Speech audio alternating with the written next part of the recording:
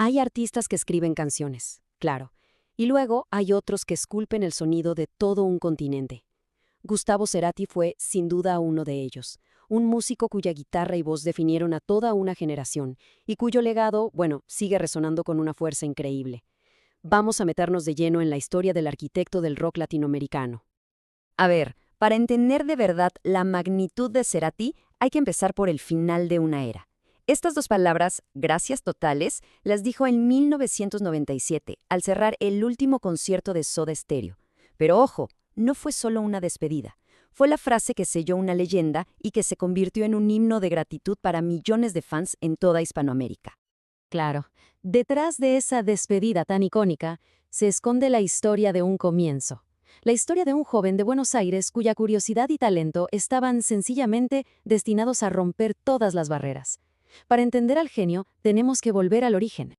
Aquí es donde todo empieza. Y no en los estadios gigantescos llenos de gente, sino en los suburbios de Buenos Aires, en las aulas de una universidad y sobre todo en la mente de un joven que absorbía música como si fuera aire. Es que el talento de Cerati no fue algo que apareció de repente, no. Desde muy niño la música era su lenguaje. Imaginen, a los 9 años ya tenía una guitarra entre manos. A los 12 ya estaba liderando una banda e incluso llegó a dirigir el coro de la iglesia. Esto nos habla de una inclinación natural no solo para crear, sino para liderar, para organizar el sonido. Y aquí llega el momento clave. En la Universidad del Salvador, estudiando publicidad, se encuentra con Zeta Bosio. Y lo que los une es, bueno, es fundamental, una pasión compartida por los mismos sonidos, por la misma visión musical. Esa conexión fue el catalizador, la chispa que encendió la mecha de una de las bandas más importantes de la historia de nuestra música. Ahora, ¿cómo se cocina ese sonido tan único? Pues fíjense en esta mezcla. La fusión de rock y reggae de The Police, la maestría para las melodías de The Beatles, la teatralidad de Queen y David Bowie, y por supuesto, la poesía rockera del gigante Luis Alberto Spinetta.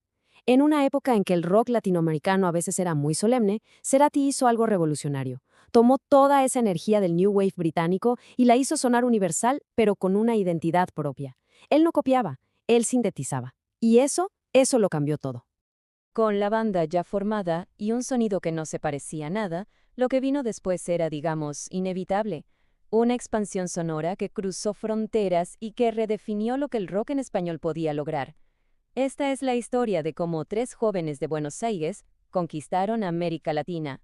Es que la inquietud de esta banda es evidente en su discografía. Nunca se quedaron quietos. Pasaron del new wave fresco y bailable de su debut a la consolidación masiva de Nada Personal. Luego el punto de quiebre total, Canción Animal, un disco de rock crudo, guitarrero, visceral que se convirtió en la Biblia del rock latino de los 90. Y justo cuando todos pensaban que esa era su fórmula, ¡zas!, se sumergen en la psicodelia y el ruido experimental de Dynamo. Cada álbum era una reinvención. Y para que nos hagamos una idea de la escala de todo esto, hablemos de un número, más de 20 millones. 20 millones de álbumes vendidos antes de su primera separación. Esto ya no era un fenómeno local, era un auténtico movimiento cultural a escala continental. Soda Stereo se había convertido en la banda sonora de toda una generación. Y la prueba de fuego, la demostración final de su impacto, llegó 10 años después de decir adiós. La gira Me Verás Volver no fue un acto de nostalgia para nada. Fue una demostración de poder. Llenaron estadios en todo el continente, demostrando que su música no solo había aguantado el paso del tiempo, sino que se había hecho todavía más grande. Pero la historia, claro, no termina con Soda Stereo. Para un artista tan inquieto como Cerati, la banda fue una plataforma increíble, sí, pero no era el destino final. Su carrera en solitario fue una exploración todavía más profunda, más personal, de su universo sonoro. Y para entender esa genialidad en solitario, solo hay que ver esto. Son como las dos caras de la misma moneda. Por un lado, Bocanada, una obra maestra absoluta de trip hop, electrónica, texturas íntimas, casi de película. Y por el otro, ¡boom! Ahí vamos. Un regreso a la furia de la guitarra eléctrica, un disco de rock directo y potente. La capacidad de crear dos mundos sonoros tan distintos y ser brillante en ambos, ese es el sello de un verdadero genio. Y aquí va un detalle técnico que es de verdad fascinante y explica mucho de su magia. Cerati era zurdo, pero tocaba la guitarra como un diestro. ¿Y esto qué significa? Pues que su mano dominante, la izquierda, era la que hacía el trabajo duro en el mástil, presionando las cuerdas. Esto le daba una fuerza y una precisión extraordinarias, lo que se traducía en ese sonido de guitarra tan limpio, potente y característico. Básicamente, su defecto se convirtió en su mayor superpoder técnico. Y en medio de toda esa genialidad técnica, de esa arquitectura sonora, están estos momentos de una profunda humanidad. Imaginen al gran arquitecto del sonido, creando la que muchos consideran su obra maestra, y que el título definitivo, Bocanada, surja de una idea de su hijo, que era un niño. Esto nos conecta directamente con el hombre detrás del icono. Su vida física se detuvo, sí, pero su obra no. El legado de Gustavo Cerati es una fuerza que sigue expandiéndose, que sigue influenciando a nuevas generaciones de músicos y conmoviendo a oyentes en todo el mundo.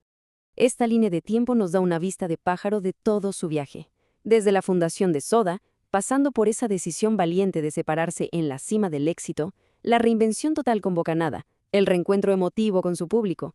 Cada uno de estos momentos fue un punto de inflexión que no solo definió su carrera, sino el rumbo de todo el rock en español. Su impacto fue reconocido, claro que sí, hasta institucionalmente, pero su mayor logro fue este. Demostró que se podía hacer rock en nuestro idioma con un nivel de sofisticación y una ambición global. Abrió una puerta que incontables artistas han cruzado desde entonces. Él sencillamente cambió las reglas del juego. Y cerramos con esta pregunta. Al final, cuando escuchamos de música ligera, puente o crimen, la respuesta parece bastante clara, ¿no? Gustavo Cerati nos dejó físicamente, pero su sonido, su arquitectura musical, está más viva que nunca. Su obra lo hizo eterno. Así que solo queda decir, una vez más, gracias totales.